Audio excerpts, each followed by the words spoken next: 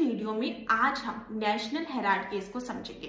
साल 1937 में पंडित जवाहरलाल नेहरू और 5000 फ्रीडम फाइटर मिलकर एक कंपनी शुरू करती है जिसका नाम है AJL यानी कि एसोसिएटेड जर्नल लिमिटेड। और ये कंपनी 3 न्यूज़पेपर पब्लिश करती है, नवजीवन, कौमी एकता और नेशनल हेराल्ड।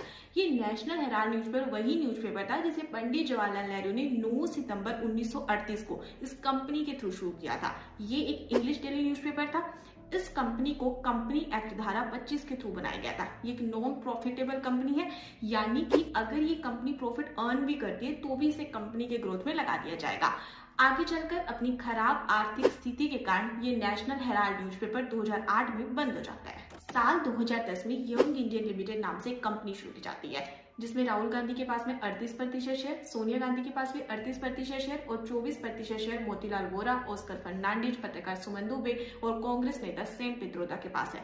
अब होता क्या है, ये AJL कंपनी जो कि नेशनल हेराल्ड न्यूज़पेपर पब्लिश करती है, जो कि 2008 में बंद हो जाती है। और ये हमने अभी देखा कि यंग इंडियन लिमिटेड कंपनी जो कि साल 2010 में शुरू हुई होती है। अब कांग्रेस पार्टी इस AJL कंपनी को 90 करोड़ का लोन देती है। अब एक सवाल ये आता है कि क्या कोई भी पॉलिटिकल पार्टी लोन दे सकती है? तो रिप्रेजेंटेशन और पीपल एक्ट 1950 ये कहता है कि कोई भी पॉलिटिकल पार्टी किसी भी कंपनी को कमर्शियल पर्पज के लिए लोन नहीं दे सकती है। अब कांग्रेस पार्टी इस 90 करोड़ के लोन को माफ कर देती है। वो कहती है कि ये स्वतंत्रता सेनानियों द्वारा चलाई गई कंपनी थी, इसलिए हमने लोन को माफ कर दिया।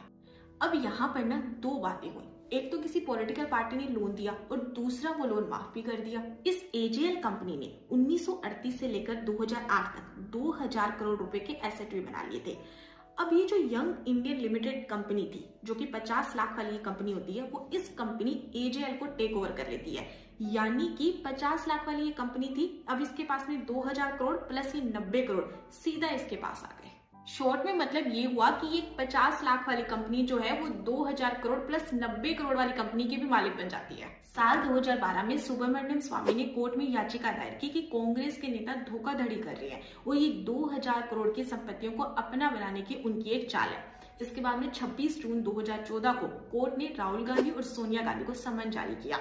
19 दिसंबर 2015 को इन दोनों को नियमित जमानत दे दी जाती है। इसके बाद में ईडी भी इनसे पूछताछ करती है और 20 नवंबर 2023 को ईडी ने AJL कंपनी की 752 करोड़ रुपए की संपत्तियों को अटैच किया। ईडी ने 9 अप्रैल को नेशनल हेराल्ड केस की चार्जशीट फाइल की थी जिसमें सोनिया गांधी और राहुल गांधी के नाम थे।